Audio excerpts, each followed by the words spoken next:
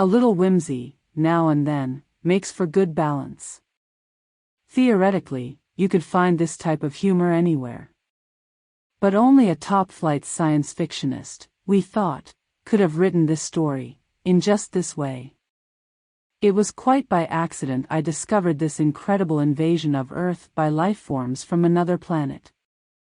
As yet, I haven't done anything about it. I can't think of anything to do.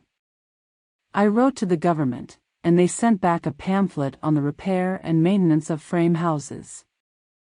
Anyhow, the whole thing is known. I'm not the first to discover it. Maybe it's even under control. I was sitting in my easy chair, idly turning the pages of a paperbacked book someone had left on the bus, when I came across the reference that first put me on the trail. For a moment I didn't respond. It took some time for the full import to sink in. After I'd comprehended, it seemed odd I hadn't noticed it right away. The reference was clearly to a non-human species of incredible properties, not indigenous to Earth. A species, I hasten to point out, customarily masquerading as ordinary human beings. Their disguise, however, became transparent in the face of the following observations by the author. It was at once obvious the author knew everything.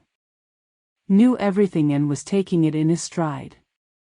The line, and I tremble remembering it even now, read. His eyes slowly roved about the room. Vague chills assailed me. I tried to picture the eyes. Did they roll like dimes? The passage indicated not. They seemed to move through the air, not over the surface. Rather rapidly, apparently. No one in the story was surprised. That's what tipped me off. No sign of amazement at such an outrageous thing. Later the matter was amplified. His eyes moved from person to person. There it was in a nutshell. The eyes had clearly come apart from the rest of him and were on their own. My heart pounded and my breath choked in my windpipe. I had stumbled on an accidental mention of a totally unfamiliar race. Obviously non-terrestrial. Yet, to the characters in the book, it was perfectly natural, which suggested they belonged to the same species. And the author? A slow suspicion burned in my mind. The author was taking it rather too easily in his stride. Evidently, he felt this was quite a usual thing. He made absolutely no attempt to conceal this knowledge. The story continued. Presently his eyes fastened on Julia. Julia, being a lady, had at least the breeding to feel indignant. She is described as blushing and knitting her brows angrily. At this, I sighed with relief. They weren't all non-terrestrials. The narrative continues. Slowly, calmly, his eyes examined every inch of her. Great Scott! But here the girl turned and stomped off and the matter ended. I lay back in my chair gasping with horror.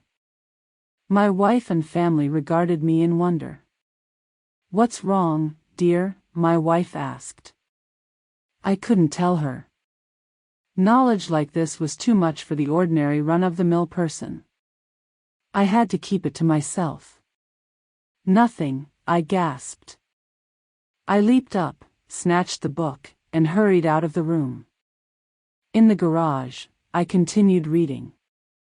There was more. Trembling, I read the next revealing passage. He put his arm around Julia. Presently she asked him if he would remove his arm. He immediately did so, with a smile. It's not said what was done with the arm after the fellow had removed it. Maybe it was left standing upright in the corner. Maybe it was thrown away. I don't care. In any case, the full meaning was there, staring me right in the face. Here was a race of creatures capable of removing portions of their anatomy at will. Eyes, arms, and maybe more. Without batting an eyelash. My knowledge of biology came in handy at this point. Obviously they were simple beings, unicellular, some sort of primitive single-celled things. Beings no more developed than starfish. Starfish can do the same thing, you know. I read on. And came to this incredible revelation, tossed off coolly by the author without the faintest tremor.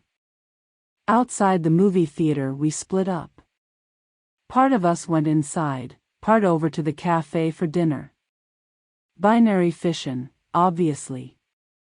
Splitting in half and forming two entities.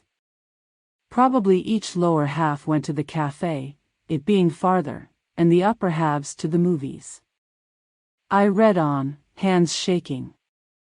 I had really stumbled onto something here. My mind reeled as I made out this passage. I'm afraid there's no doubt about it. Poor Bibney has lost his head again. Which was followed by, and Bob says he has utterly no guts. Yet Bibney got around as well as the next person. The next person, however, was just as strange. He was soon described as totally lacking in brains. Asterisk asterisk asterisk asterisk asterisk. There was no doubt of the thing in the next passage. Julia, whom I had thought to be the one normal person, reveals herself as also being an alien life form, similar to the rest. Quite deliberately, Julia had given her heart to the young man. It didn't relate what the final disposition of the organ was, but I didn't really care. It was evident Julia had gone right on living in her usual manner, like all the others in the book. Without heart, arms, eyes, brains, viscera, dividing up in two when the occasion demanded. Without a qualm. Thereupon she gave him her hand. I sickened. The rascal now had her hand, as well as her heart. I shudder to think what he's done with them, by this time. He took her arm. Not content to wait, he had to start dismantling her on his own. Flushing crimson, I slammed the book shut and leaped to my feet. But not in time to escape one last reference to those carefree bits of anatomy whose travels had originally thrown me on the track. Her eyes followed him all the way down the road and across the meadow.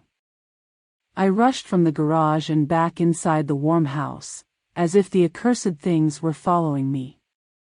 My wife and children were playing Monopoly in the kitchen. I joined them and played with frantic fervor, brow feverish, teeth chattering. I had had enough of the thing. I want to hear no more about it. Let them come on. Let them invade Earth. I don't want to get mixed up in it. I have absolutely no stomach for it.